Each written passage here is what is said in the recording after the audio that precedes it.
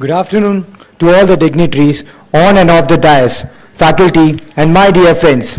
I, Samir Chaturvedi, Student Manager, Balaji Institute of International Business, takes immense pleasure to introduce you to our guest of honor, Mr.Srikanth Rapaka, Head Human Resource and Administration at Drive India Enterprise Solutions Limited. Sir did his Masters in Human Resource Management from Andhra University and has an overall experience of 16 years in the field of HR. Sir started his career as a management trainee at Eureka Forbes Limited and later worked with companies such as Voltas, Mahindra and Tata Services. During his tenure with Voltas, Sir worked very closely with Group HR to deploy processes and initiative under aligning HR to business. Sir is associated with Tata Group from the past 12 years and has worked for various other sectors in the industry comprising of consumer durables, engineering, automotive and service sector, primarily in the areas of talent acquisition, training and development, performance management system and industrial relations. Sir is also responsible for extending strategic human resources support to new ventures and supported companies such as Nova Integrated Systems Limited, Tata Advanced Systems Limited, Tata Medical Center Trust, and many more. All this was just a beginning to embark the presence of such an eminent corporate personality present here between us. Now, I would request Sir to share with us his words of wisdom. May we now call upon Swapnil Gupta, Student Manager, Balaji Institute of International Business, to introduce Mr. Narasimha Rao to the audience. I was told that I should share my words of wisdom. Good afternoon to all of you.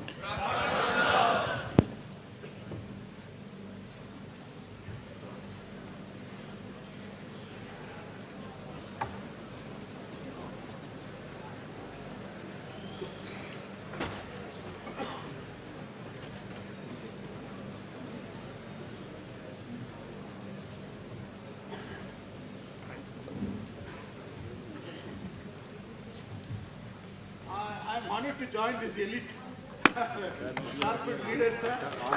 Sir, yeah, the honorary lords.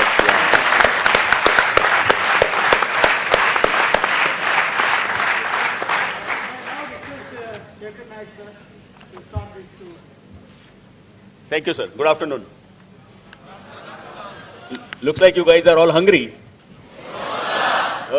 No, because the subdued response tells me that there are, what is it you call? Mice running in your stomachs or rats? Okay, good. I think we are indeed very lucky that Professor Bala has also joined us. We have a very distinguished panel, and over the next few minutes, I think we should have a very engaging discussion on this subject that all of you will be caught up in sooner or later. In fact, employee engagement is also the other kind of engagement that I'm sure most of you are looking at shortly, if not already looked at. And in the event, you find that some of these things are running parallel and you need some more information. I think we are very happy to have Madam Das also with us, and she can probably add to your things offline. Okay, to begin with, they say that employee engagement is when employees are, that's why I'm saying the parallels, are attracted to and inspired by them or their work. Which means, I want to do this. How many of you agree with that? Good. I'm dedicated to doing what I'm doing, and I intend to do it. That's what engagement is really all about.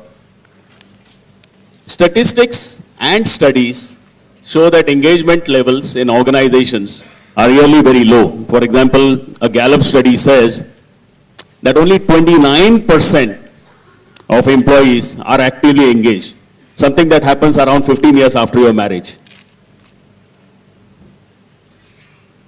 54% are not engaged at all. They have checked out.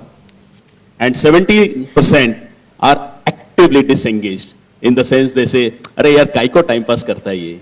Chhod na, aur kuch kar." Now, these are some of the things, and I'm sure lots of you will have lots of questions about it. But without taking any more of this time, let me start with Mr. Sumeet Das and ask him to tell us about his experiences in this. Thank you. Thank you, sir. Am I audible? Yes, okay, great. Good afternoon, ladies, gentlemen, Colonel Bada, sir, and all the distinguished faculty and members of the panel as well. It's my pleasure and pride to be back, I say back, in this wonderful environs of the Balaji group of institutes. I had come here some 3 years or couple of years back, and we selected 3 students. They're still with us, and that's a great matter of pride. Okay,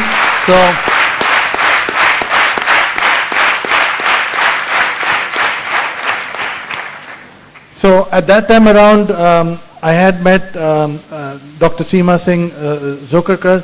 Not sure if she's here today or not, but we'll catch up. And we had been to BIIM, and one of the students that we selected was physically challenged. But, you know, she's done a wonderful job, and she continues to challenge others in a very positive manner. So that's fantastic.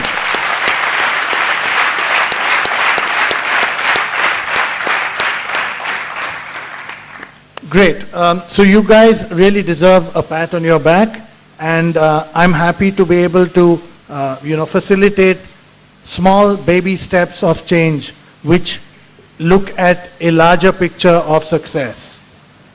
The topic today, in terms of employee engagement and organizational challenges.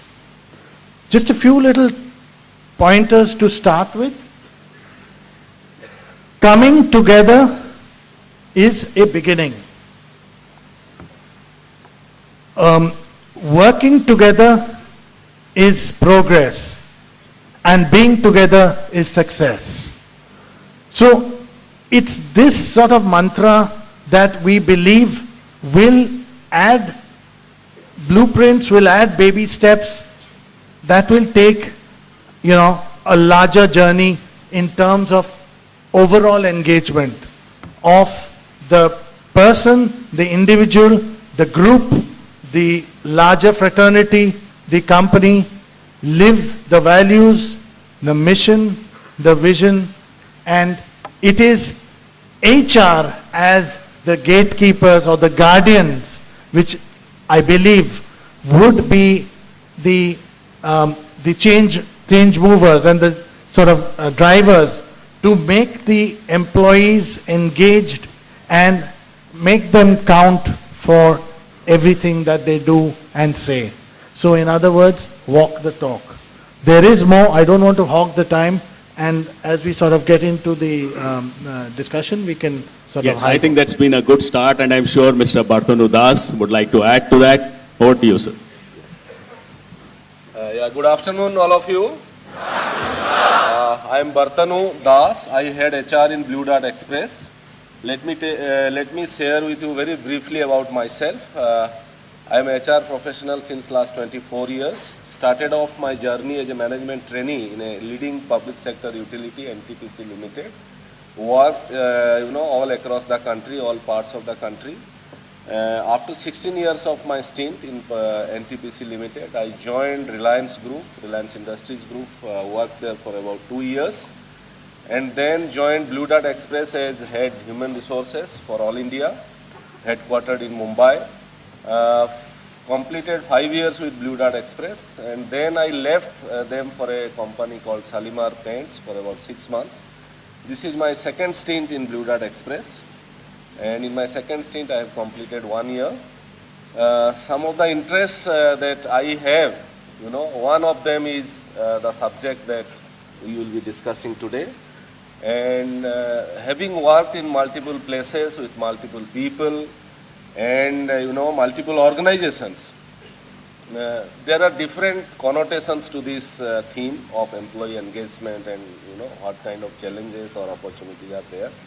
But what I understand is this is the core theme that any entrepreneurs, business leaders, or or HR leaders, or maybe other functional leaders need to recognize, because this is what that drives the organizational performance, excellence, or transformation, whatever we call it. Even if it is academic institutions, you need engagement concept. I really like the way Mr. Das started the discussion with the concept of inspiration and dedication. So what I understand employee engagement as I relate to my own experiences right from the day one till so far, and the way I drive some of the programs or support our people to get engaged. What I understand is that is the person or the employee, whether current or future maybe I will handle it little separately.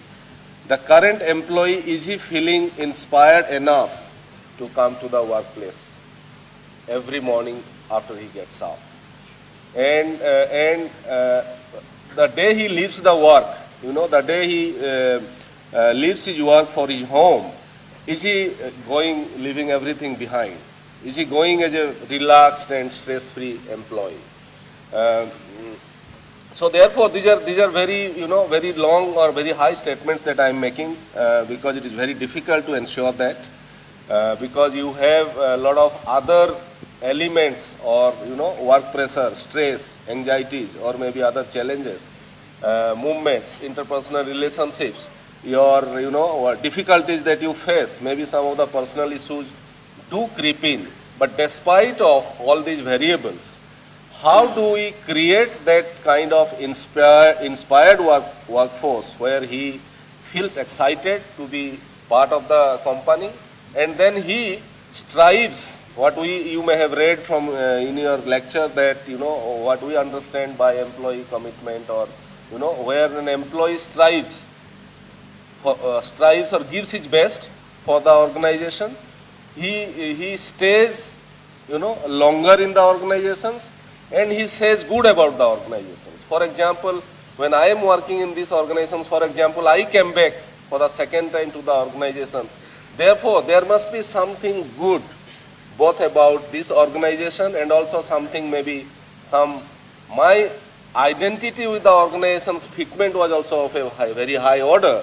Because of that, probably, I was able to come back. So therefore, these three elements, I will stay with this, that, how we feel excited, how we can really create that excitement, that employee feels good to come to the workplace, and then what strives means what does he contribute? Is he contribute the kind of work or the challenges that has been given to him, has been assigned? Is he doing his best to fulfill that, which matches his own aspirations level? And second is he saying best about the organizations and he stays long in the organization? So with these three, 2-3 thoughts, I'll leave my discussion here and hand it over to the next speaker, Mr. Rao. Yeah.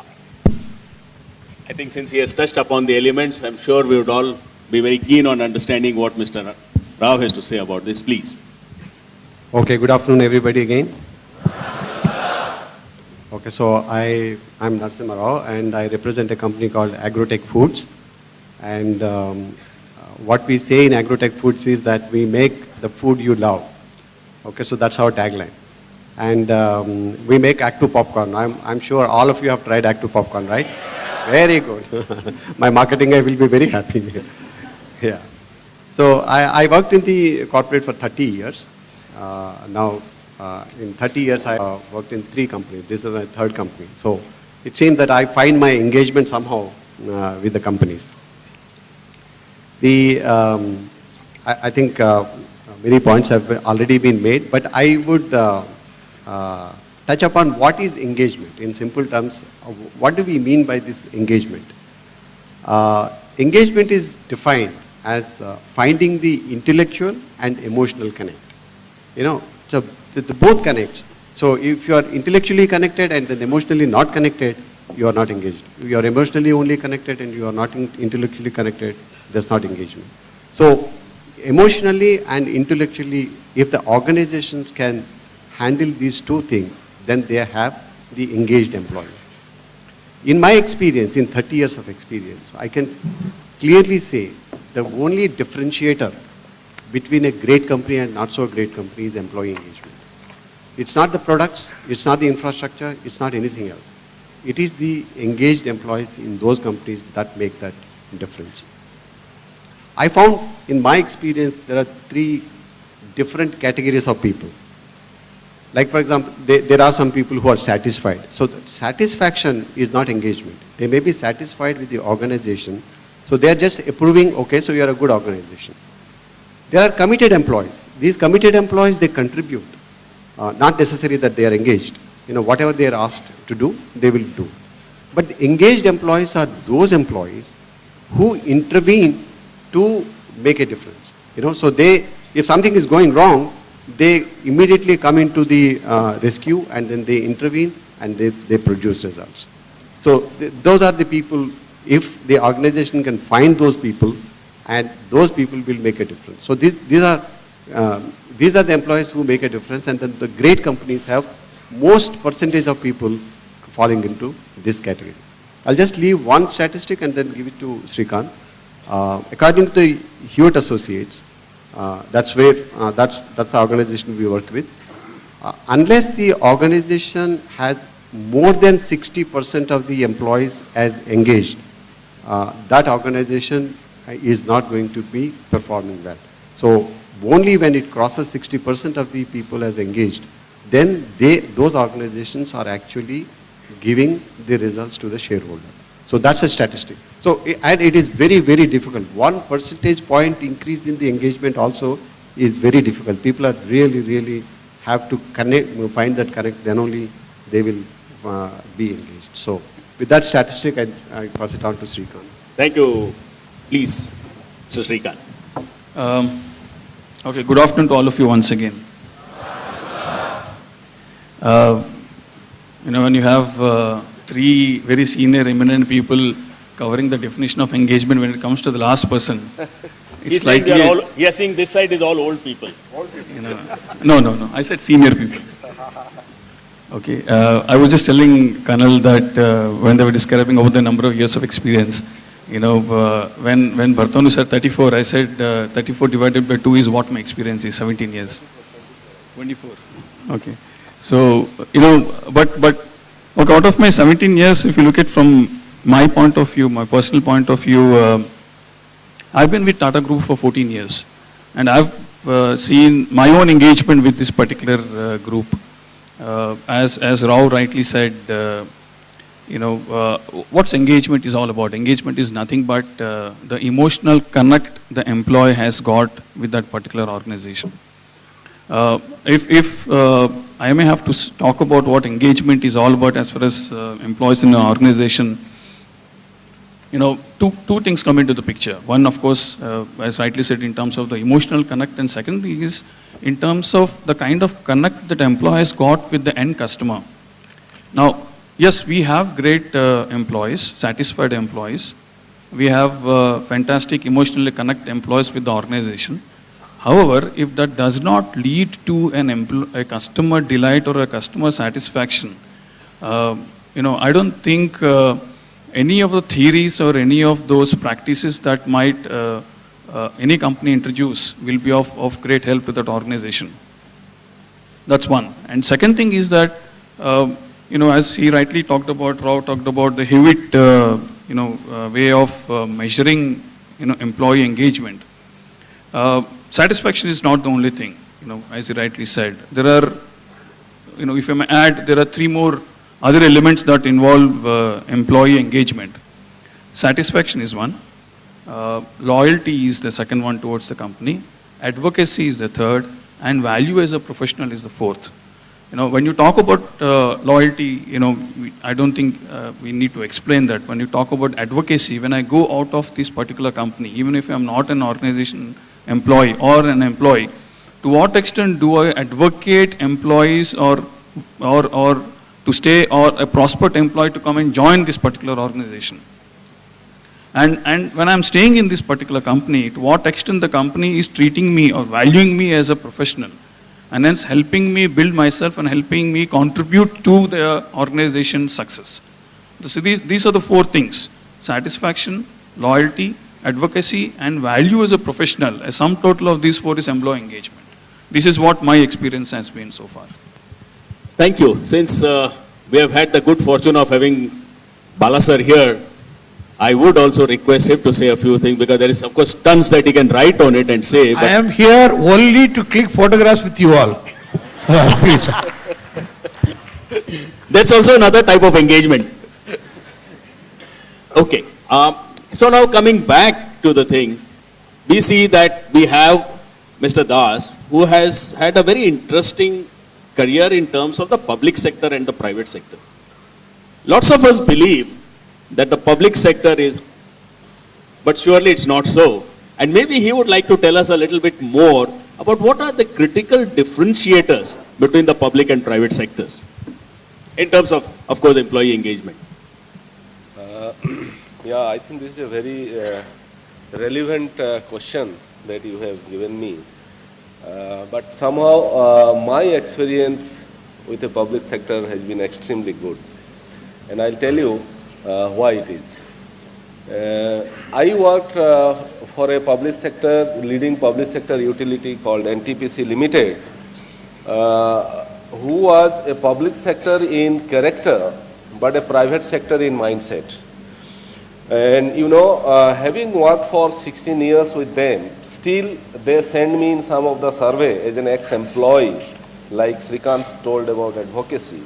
Some of the surveys comes to me, and there as an ex-employee we have to give our feedback. Then so far I have been rating almost 5 in all parameters, even if I have left them since last 9-10 years. I'll tell you why. I think the principles and practices that NTPC, a public sector like NTPC, that they had started right from the foundation, many of the things I am yet to find in private sector. Although my private sector experience is not much, it is an extremely people-focused organization.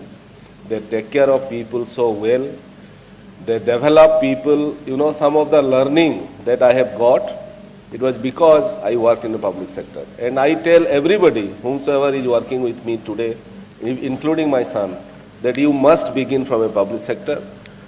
At least some of the leading public sectors who are known for their systems, known for their good policies, known for developing people.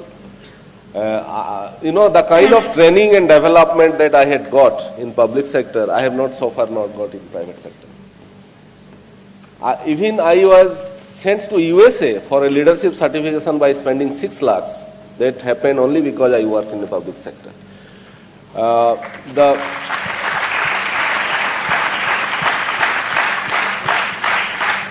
And today I take pride, that is what I say to management trainees, that I worked with best of the people in public sectors, and they have been my mentors. They became directors. Later on they came, even some of them became, a director HR in a company like Tata Teleservices, etc. Some of them became director HR in Jindal Steel and Power, including Reliance Communications. They moved from public sector to private sector, but I was very fortunate to work with best of the minds. At that time, probably public sector, for a student like me who passed out from a university, not from a top-notch colleges, public sector was the only opportunity to go. And then public sector used to attract best of the talent from the country. All regional engineering colleges, all the IITs. Today the scenario is different because of IT boom, because of other services opportunities, because many colleges coming up. And therefore, you used to work with best of the people in the public sector. So I was fortunate, and I take pride that the best of the learning that I got, because working not only from the good systems, good policies, practices, development approach, and etc., but also, by working with best of the minds in public sector. So my experience in public sector is extremely good, but I hear, also mixed opinions. There are different side of the story, and I have also seen that best of the people coming from IIT and IIM, they feel frustrated in public sector. I have seen some of my people, they do not contribute the way they are supposed to do, but I didn't find the systems constraints or the policies constraints or the vigilance constraints to contribute in the public sector, because it is your desire and it is your what kind of people that you work and what kind of challenges the organization is providing. So therefore I had a very extremely good story to talk about. Yeah, thanks very much. I think he's really put the whole thing in a perspective, that it's not really the sector that matters, it's really the leadership. As we go along, I think that's what we'll discuss. But I think we would like to understand from Mr. Sumeet Das as to how does these things work in an organization where sir, if I'm not wrong, a lot of your people will be dealing with truckers and others for, when you finance those, and some of them probably do not have the suits and boots that you wear. So how do you deal with them? Well, just to come back, before I take a deep dive, I just want to perhaps add a caveat to Barttanu's point. I dare say, I think in today's day and time, with the turbulence that we have seen in the recent past, I think public sector has once again seen the favor of the sun. So it is, I think, the IITs and the IIMs who are pretty much making a beeline once again for the public sector, who we believe are the, are the stable ships, and they offer the kind of career and the longevity that would not rock an Apple's cart. I hope Blue Dart doesn't have to look for a new head of HR shortly. No, I just thought I mean, this is really an opinion I have, but it comes from certain, circles where I have this kind of a feel that there has been a turnaround in terms of public sector getting the favored few from the higher echelons of erudition. Okay. Now, coming back, sir, to your point, in financial services, in the market of microfinance, in the market of personal finance, in the business of commercial lending and personal financial services, my take is that we need to shed, yes, you need to clearly shed the suit and boot and need to adjust to the level of ground zero in terms of what is it that your customer wants. What is the voice of the customer?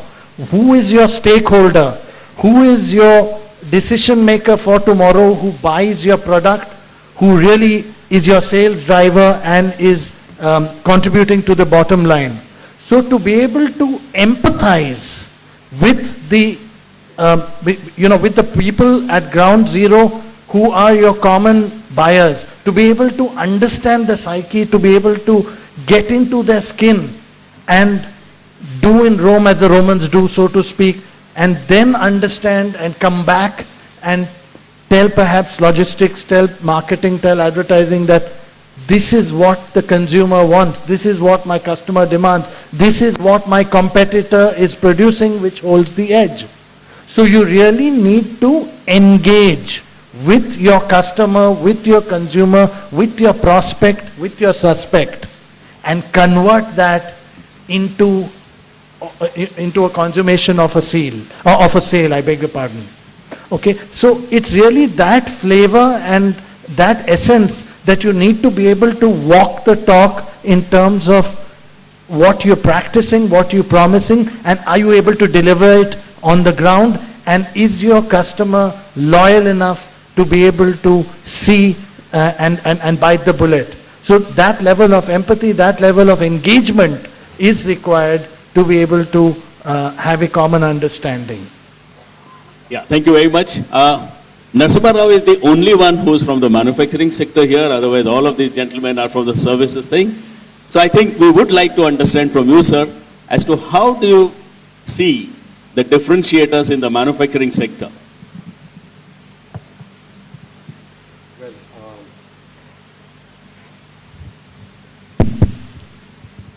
In the manufacturing sector, basically I can talk about the FMCG perspective. In the FMCG perspective, there are a lot of people on the road in the sales organization.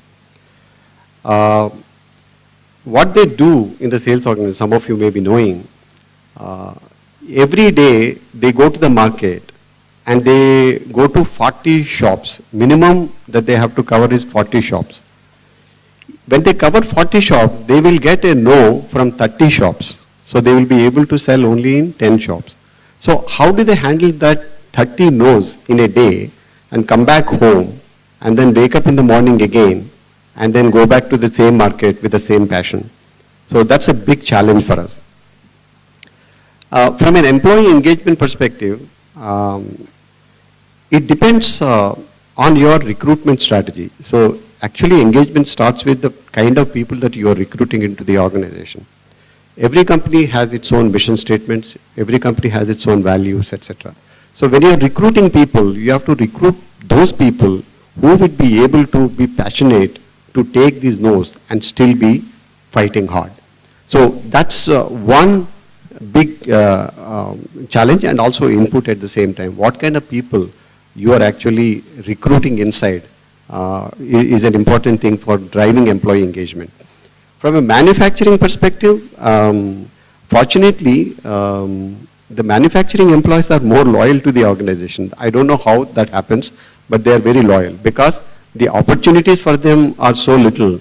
So if they get a good job, normally, say if you see that Maslow's hierarchy of needs, the basic needs, they are at the basic needs. When the food, shelter and warmth is given, they are happy, and then they are happy and they are engaged also.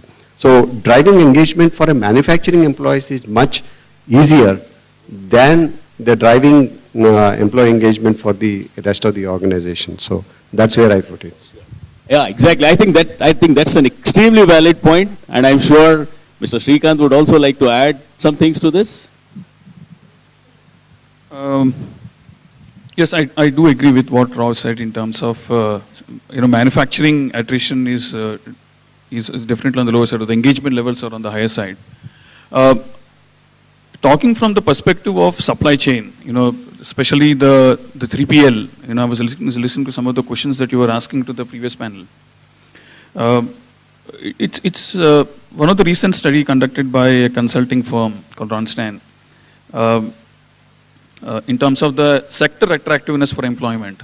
There were 10 sectors they have covered, right from the financial services to IT, manufacturing, FMCG, so on and so forth. The one that came as number 10, the least attractive sector, is supply chain. When you're dealing with one of the least attractive, sectors like supply chain, and on top of it, you need to attract people with a lot of interventions. We'll talk about those interventions at a later time. But the one challenging aspect is, first and foremost, is to get in those talent to come and work for a supply chain company, the least attractive. Because of the conditions that the supply chain sector is into, retention itself is a huge challenge. I can talk for the company that I represent. Drive India, we're a Tata Group company. We are an attrition of close to 26% last year. Huge attrition. There are various factors for that. It's a challenge by itself. And every year, constantly, we need to think through as to what are those employee segments that we need to target upon, and come out with those initiatives or practices, which will help contain that particular attrition and improve the employee engagement. So, yes, it is a challenge. While manufacturing is better off as compared to other services, 3PL especially, it's a huge challenge by itself. Very good. I think you've heard. Sure. Share one information. Yes, sir. See, sir, public sector companies like Indian oil corporations used to come and recruit here, and also all the public sector banks. All public sector banks to come, but recently I think an order has come from Supreme Court that you cannot visit any campus. all the public sector banks are told that you hold a separate exam for them. Now we have integrated that UPSC preliminary subjects in our MBA syllabus here. And the student reception is very lukewarm. What we said is there is 4 subjects like economics, polity, Indian polity, that kind of subject. Just to thought as we are pushing them to the throat as a, we are not charging any money extra for that. As a, and there, we are teaching them, we are also testing them on this. So that exams, now there is a specialist exam. Government of India is organizing. They all can sit there and they get a good job and they're very, very good career, very good salary nowadays. Public sector banks are providing the fantastic jobs. Now here the point is, what is your opinion? Public sector job versus private sector jobs. Yes, I agree. I'm sure he wants to add I something think to there was a, I agree. I have also read this, about this guideline. But also, it all depends on what is the internal policy of that organization. I remember when I worked for public sector, they had made a policy that 10% of the vacancies, every year, whatever vacancies they have, they will hire from the campuses. Now they stopped completely. Is it? So that, I am not very sure, but that campuses, sure? Okay. So that policy was there at that time. Depending on that, they used to visit various campuses. Last 2 years. 2 years. But then it is a then retrograde step, I think. Yes, sir. Yeah, it is absolutely a retrograde step. The But banks used to recruit at least 200 students from us, 300 students, 300 per year, from all the 4 institutes. Yeah. First of all, barring a 4, 5 or 6, 7 public sectors, other public sectors do not have any attractiveness from the potential employer as such, at least for the bright students. So Actually, therefore, if they sorry, do this kind of policy, I believe that it is not a good policy, it is a retrograde policy. Just to pitch in, just to come in here, Colonel, I know for a fact that Bharat Petroleum, for example, BPCL, they take students from IIMs only, and they take engineer MBA combination. They are in trouble now. So maybe There is that some, is a very recent thing. Very recent. It is- I know that they take final placements from only IIMs. Yeah. And they gave summer placements to, with all due respect, to Tier B's institutes as well. FYI, I'm just, this is an update, I'm just placing this for records. good. I think you have heard across the spectrum a lot of views, and I'm sure there are a lot of questions that you would like to ask. Would you like to ask any questions? You can ask it to anyone specific or to the panel as a whole, and I'm sure we'll do our very best to respond. So, just before the question, there is something that I have brought, which I'm going to take the liberty, with your permission, to read out. It'll take about 2 to 3 minutes. Just bear with me. I'm going to leave this with your faculty. You can make copies and, put it up if you like. It is titled, I Promise Myself. It's written by Christian Larson. Okay. Now this is, I thought, a little appropriate under the flavor of the topic that we are discussing today. So I read out as follows. I promise myself, so you can just capitulate it in terms of an employee or an individual in whatever sphere, whether it is in your work or it's your home or your institute, you're still engaging at every point of time. I promise myself to be so strong that nothing can disturb my peace of mind. To talk health, happiness, and prosperity to every person I meet. To make all my friends feel that there is something worthwhile in them. To look at the sunny side of everything and make my optimism come true. To think only of the best. To work only for the best. And to expect only the best. To be just as enthusiastic about the success of others as I am about my own. To forget the mistakes of the past and press on to the greater achievements of the future. To wear a cheerful expression at all times and give a smile to every living creature I meet. To give so much time to improving myself that I have no time to criticize others. To be too large for worry, too noble for anger, and too strong for fear, and too happy to permit the presence of trouble. To think well of myself and to proclaim this fact to the world, not in loud words, but in great deeds. To live in the faith that the whole world is on my side, so long as I am true to the best that is in me. Thank you.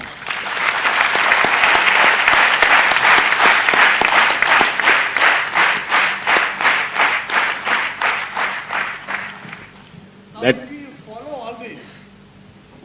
That is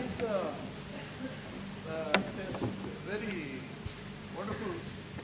I think, Colonel, sir, you put this up. I shall, sir. I shall put leave it this everywhere. with you. Now, I'm going to ask a question to Rao, sir. Friends, Rao, sir. I must have, sir, just because I think this will lead to some more answer from you.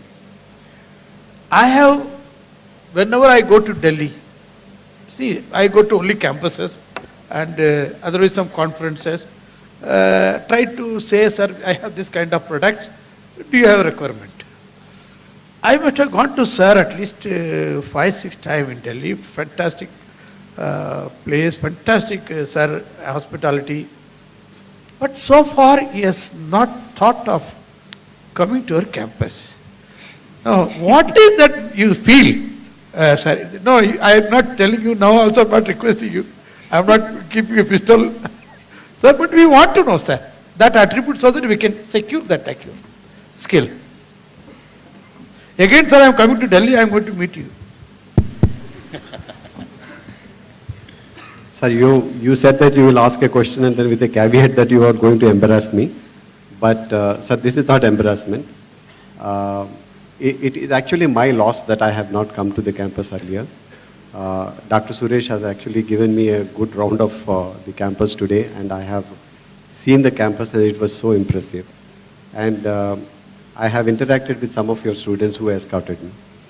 You know, this student, wherever she is, Pragnya, and she came to me, and then first question she asked me, sir, how is the portion program going on?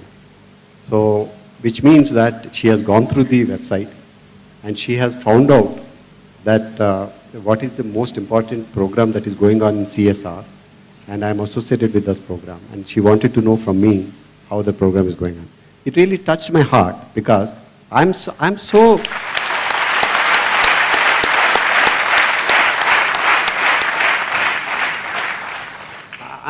associated with this program. Actually, I call portion program in our company as my third child. You know, I've got 2 children, and I have adopted this program as my third child.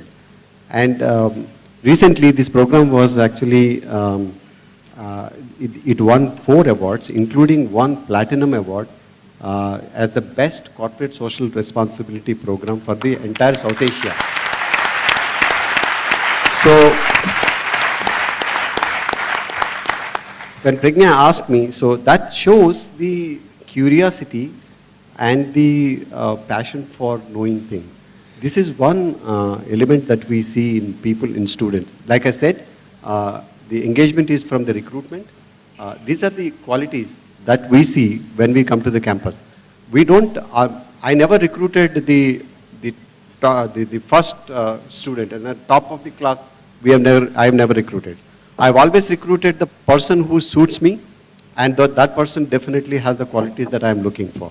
So this is one quality. So to answer your question, sir, the loss is mine, and I promise you, Dr. Suresh has already told me that he has got some people in mind whom he wants our company to look at. We will definitely look at.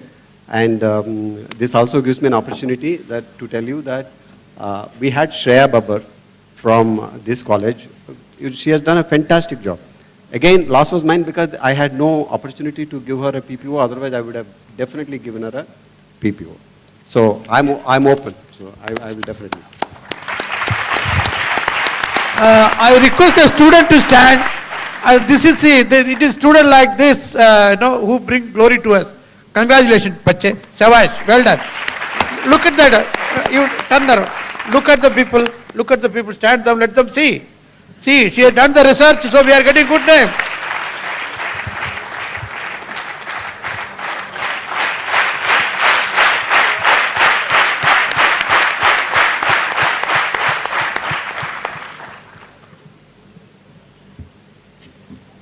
Good. Now to the questions. Who would like to go first? Yes, sir.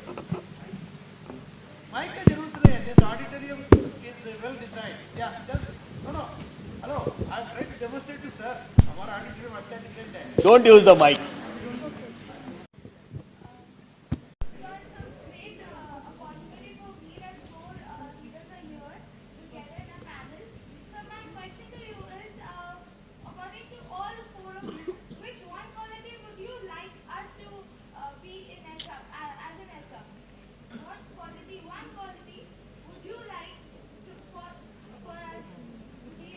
I'm sure Mr. Das would like do justice to that question. She wants to hear from all four. You heard this? You were awake when this was read out? Okay. So you can have a reread on this later. I'm going to leave this with you all. Come. But I think, but honestly, as the word suggests, integrity, to my mind, is one big quality.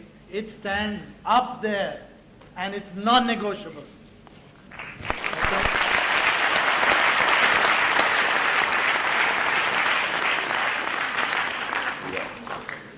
I would say, yes, integrity is absolutely essential. You can handle it a little differently as well. I would recommend that a passionate, I would prefer for a passionate guy who has that fire in the belly. He wants to do something different, and he loves his work, and he wants to go extra mile. So that passion probably would be the key driver, according to me. Yeah. Okay, I slightly have a different take. The HR or any other professional. So, by chance you are studying HR, but when you have to come to the corporate, you have to be a business professional. So, if you have to be a successful HR professional, you need to have a high degree of understanding of the business. So, unless otherwise you are a business professional, you can't be a successful HR professional. So, learn more about how business is done, how money is made in the business. So, that kind of an orientation, if you have, you will be a successful HR. Yep. For my thing, having worked in the Tata Group for a long time, we will look at the Tata value system in that particular candidate, whatever respect of HR, marketing and finance and so on and so forth. And integrity is the key for us.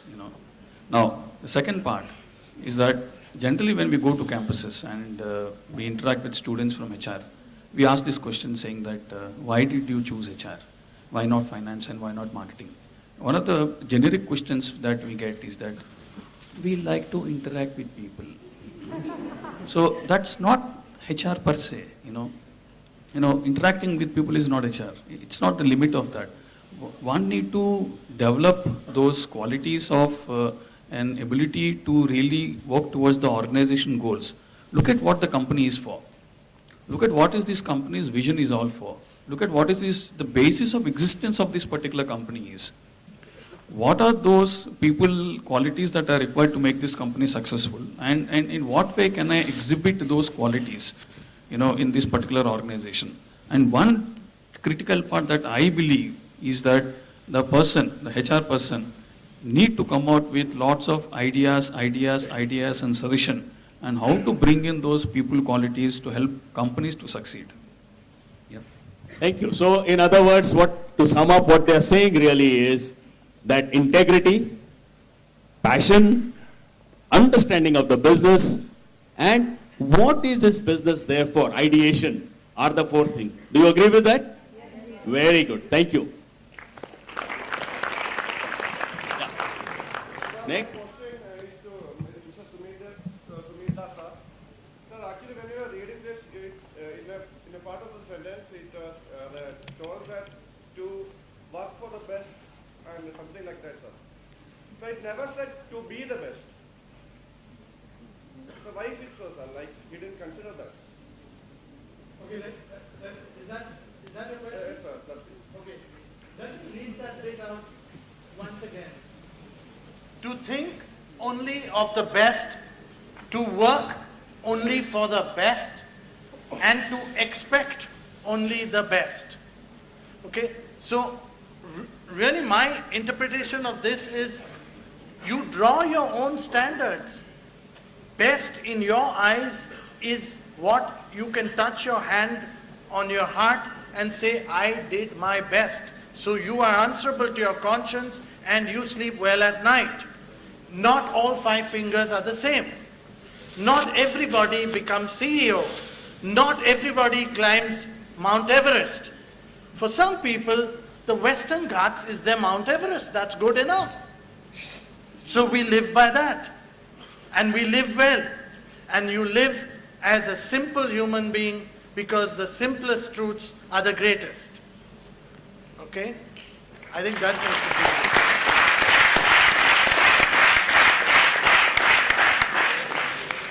We'll come to you after this. Okay?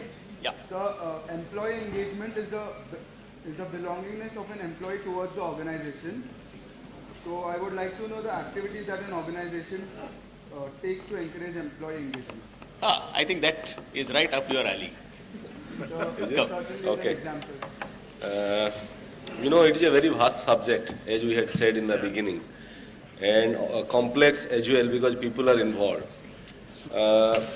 And organizations, we find a lot of challenges, definitely, because, you heard about emotional connect, psychological emotional connect, and also we said that, how they give their best in the organizations. And human beings' aspirations, desires, or their career aspirations, their expectations from the work also keep on changing.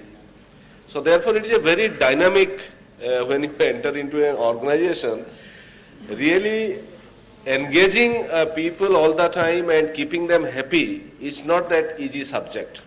It is a subject, it is a complex subject. You have to attach utmost importance right from building that organizations, and therefore leadership, organizational culture and values, your how you treat them, what kind of policies you have to meet their aspirations. Maybe if somebody wants to learn, somebody wants to grow, somebody wants to handle challenges. So how what kind of systems and processes you have to understand and capture them and accordingly provide them or clarify to them or provide feedback, why you can. So therefore there are many aspects, and role of your direct managers, and some of the recreational activities, what kind of basic things that you provide, some of the hygiene factors, employees when they come to workplace, if especially they are coming from some other organizations, they bring their understanding of the practices of that organizations, right?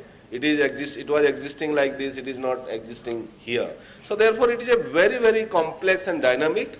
But if you have built your organization foundations, and the managers and the leaders who are supposed to, take care of these people on a day-to-day basis, they treat them well, they understand them well, and provide and have a continuous dialogue process with them, Therefore, some of these aspects probably would help to create a good amount of, reasonable amount of engaged workforce. And therefore, as all of you know, that if employee is happy, generally at a mass level, or at a, what we call at average level, and if an employee is happy employee, that leads to a happy customer. So and you need to examine and re-examine all the times, whatever practices, there are interventions, you would be knowing that, employee satisfaction survey or other group discussions or, other feedback forums, town hall, etc., through which you capture the feedback and processes. 360 degree. There are many such interventions, HR tools and processes, and through which you understand how are the people feeling about it, what kind of organizational climate you are providing, are you doing the best for your people. So it is a continuous process of evaluation and examination, and if you are doing that and hearing them, listening to them, then probably you will be able to provide that. Good. Thank you. You had a question there? Yep. Sir, nowadays our turnover rate is increasing day by day. It is a major concern in most of the companies, sir. When you say turnover, you mean attrition? No, sir, turnover means switching of an employee from one company to other. Yeah, attrition. Okay. Employee turnover, okay. What according to all four of you, a manager can do to retain his or her efficient employee so that the purpose of organization effectiveness is fulfilled, sir? Okay, let's, Mr. Rao, go with this first and then we can pass it on perhaps.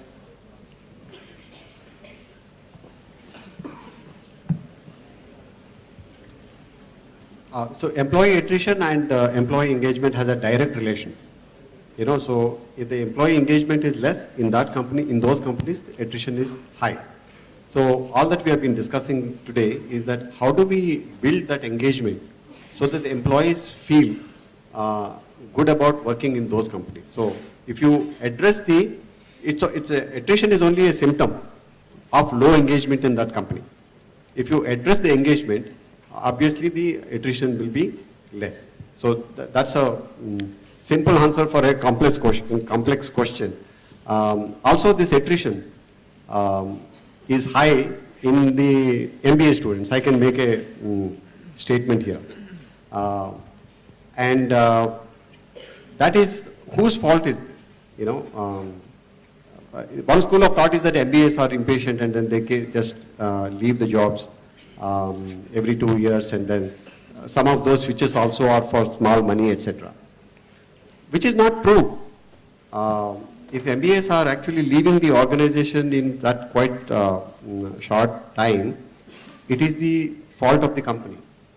They are unable to engage those people because the demographics wise, this age, the people who are sitting in this room, they are the most difficult people to be engaged in the company because their aspirations are different, their knowledge levels are different. They are almost like a new age employees, which organizations have not really mastered the art of engaging these people because they're good at engaging a different class of people, especially in a manufacturing company like ours. We have a 50-year-old category of employees and then we have a 23-year-old category of employees. And if we have designed same kind of intervention, it works at one level, it doesn't work at other level. So the problems, we are actually facing a lot of problem in retaining these people, but I take full responsibility that it is my failure of having a right kind of an engagement intervention for this sort of people. Srikanth, you want to add? Yeah, in fact, when you talked about employee attrition and also if you have got a question that the manager's role. Okay, now I have a suggestion to the Balaji Education Society. Next year possibly, when you put the same kind of a topic for a panel discussion, bring in the chief operating officers of the business side. Don't get the HR guys and listen from them, because look, HR can only be a facilitator. We can come out with those practices or we can come out with those interventions which will help reduce employee attrition and increase engagement. But it's a real-time manager, the reporting manager, the departmental head, the functional head, the unit head, the factory head, are the set of people who are responsible to really, bring in that engagement amongst their team members and their employees. So one of the factors that we can look at is that, his company works with Hewitt and we work with a company called Feedback Consulting. One of the factors that we can really look upon is all these consulting firms, they give something called as the manager scorecard. All managers who have got 5 or more direct reportees, they give something called as manager scorecard. That means those direct reportees, what do they really feel about that particular manager? on various dimensions. These managers are supposed to come out with some kind of an action plan in what way they should, what is that they should do to engage their own team members, those 5 or 6 or 10 people. A multiple of those set of managers will essentially will automatically lead to a better employee engagement. Yeah. So I agree with you. There is an high attrition among employees these days. Of course, there is a correlation to these engagement scores, but at the same time, it's the manager, the line manager who can play a major role in improving the employee engagement levels. Thank you. Yeah, Professor Bala wants to add something. See, sir, I am a Fauji, I don't treat male, female, that kind of thing, because in the army nowadays, ladies are going. But of late, there's a very strong talk is going on about women not being safe in the environment. Now, that is a thing. Now, as far as Balaji society is concerned, we have 50% reservation for women candidates. For the last 15 years, we made a record on this. So if you see there are 1,000 students, 500 are girl students, you can see here, one line all girls, one line all boys. This is a deliberate conscious decision which I am doing for the last 15 years. Now the question is same, sir. How safe are they? Is there any reason to worry in the industry for the girl students? Or are they special? Yeah, that's That's the question, sir. I can go for it. Yeah, I think it should. Go ahead. You go ahead. I want to just handle this myth. Women are unsafe per se in the country, but the organizations actually take a utmost responsibility to make them safe. One simple thing that we have done, I will share with you. As far as women are concerned who are traveling in our company, they don't have any restriction on entitlement. Meaning they can stay in a 5-star hotel, which CEO is also not entitled to stay. So they stay in 5-star hotel so that they should absolutely feel safe. So we CEO and I have this responsibility of any employee, any woman employee should not feel unsafe when they are traveling or anything else. So we take that responsibility.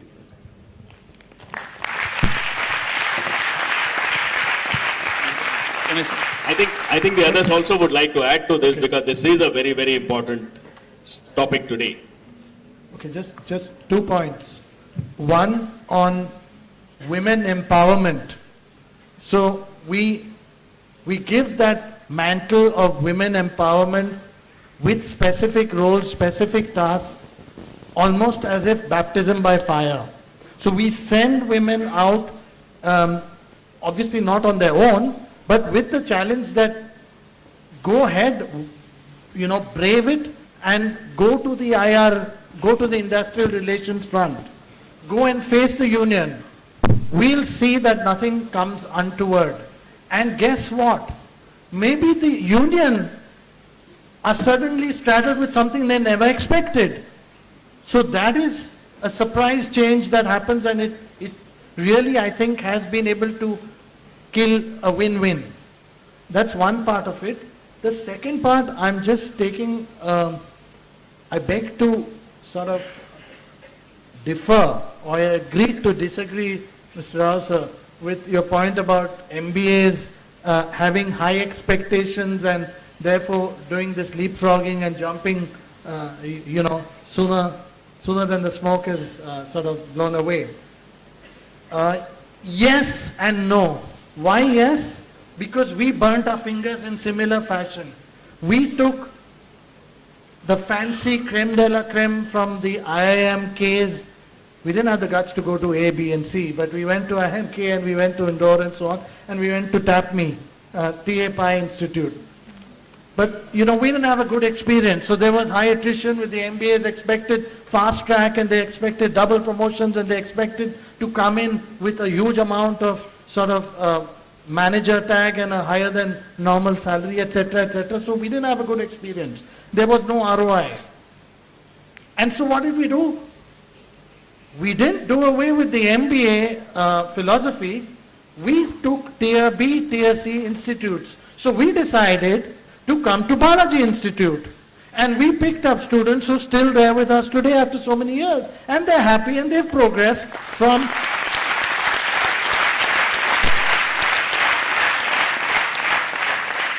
So they progressed from scale to scale, from assistant manager to manager.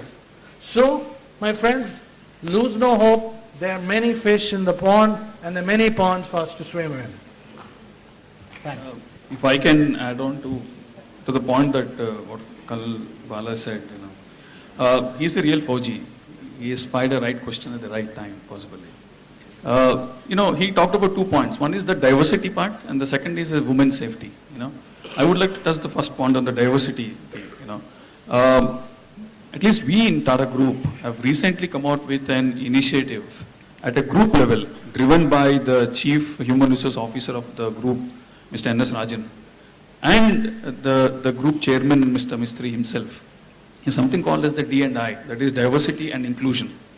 Now, this got launched about 6 months back, and a conscious decision is being taken. And even at a policy level, at a group level, the policies are getting amended to ensure that 2 things are achieved because of this particular program. We need to, all group companies, we need to have women employees of close to 40%, 50% over a period of time. Currently, if you look at,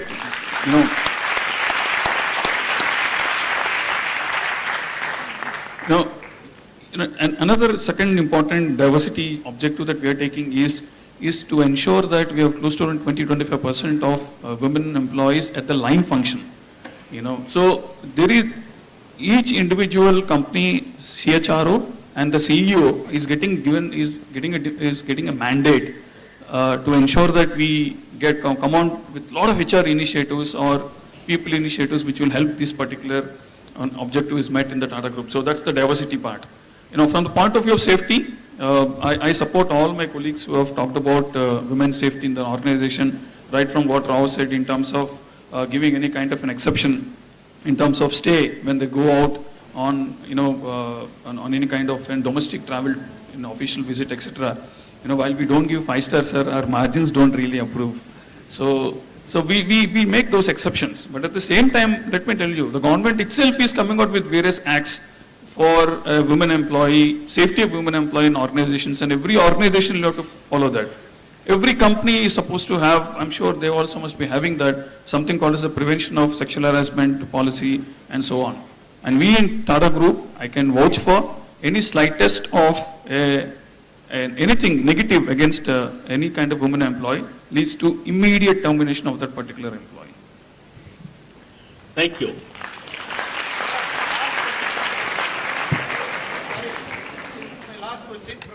Just 1 second.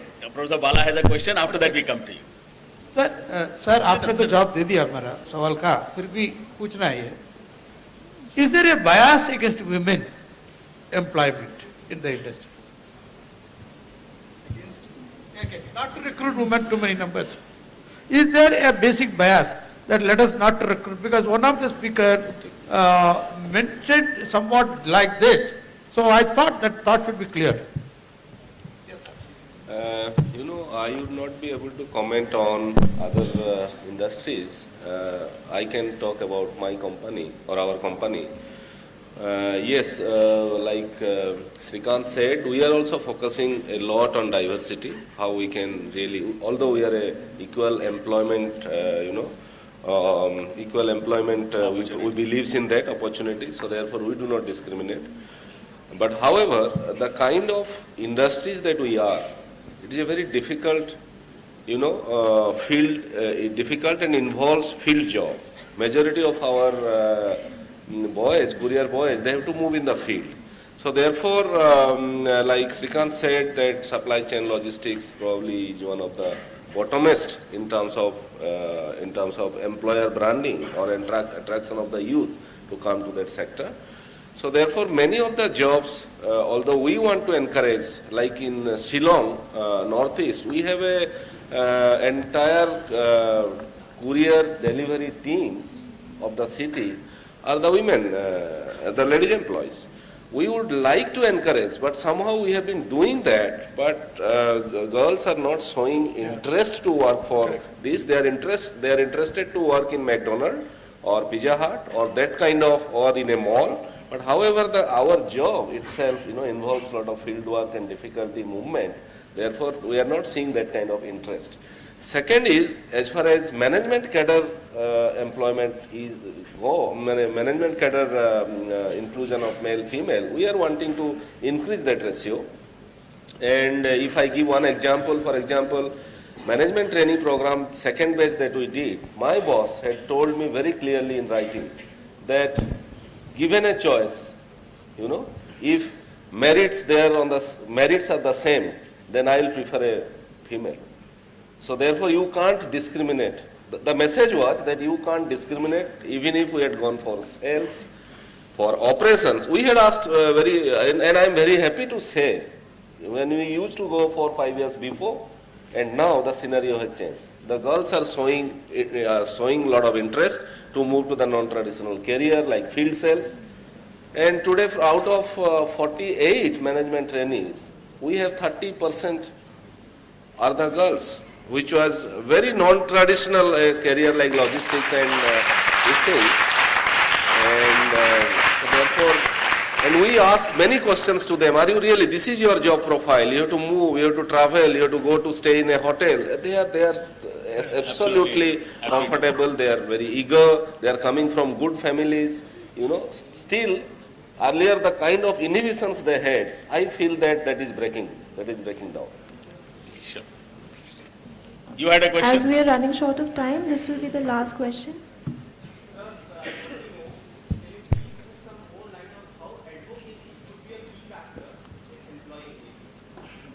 Good question, yeah. Can I take it? Sure. Advocacy is of course one of the key factors. I'll tell you why. Because now it applies to the existing employees of the company. It also applies to an ex-employee of the organization also. When you talk about advocacy per se, now I advocate Diesel as an organization as the best place to work. Now the reasons being so and so. I have a better career path, very clearly defined. I have great learning and development opportunities to hone my skills. Okay, and I have a great leadership team that will listen to me. There is a great leadership team that will listen to my arguments, my debates. I dissent, but yet they listen to me. Okay, there are various factors that can make a person comfortable. So, based on the experience, advocacy comes out of experience. Okay, based on that particular experience, he or she advocates the fact that, look, guys, this is the great place to work. Point number one. An ex-employee might leave an organization because of certain reasons. Attrition is always there. Okay, and when somebody talks about, let's say, joining in an ex-company, okay, he or she of an ex-employee should not give a very negative comment about that organization. If there is a negative comment of the company, then that's not an advocacy per se. I advocate a particular theory and advocate a particular thought. That means I have got a strong belief, a sense of, a convincing situation that this is a great place to work, and hence I advocate. If that convincing situation is not there, I will never say that it's a great place to work. So in that way, advocacy is a very core, is an important factor in establishing employee engagement, the emotional connect with the company.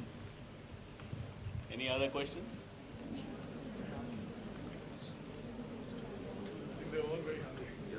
Yeah, I think he said that all of you seem to be very hungry. Really we are. So shall we say that we had a very good discussion, and can we thank everyone here? Ladies and gentlemen,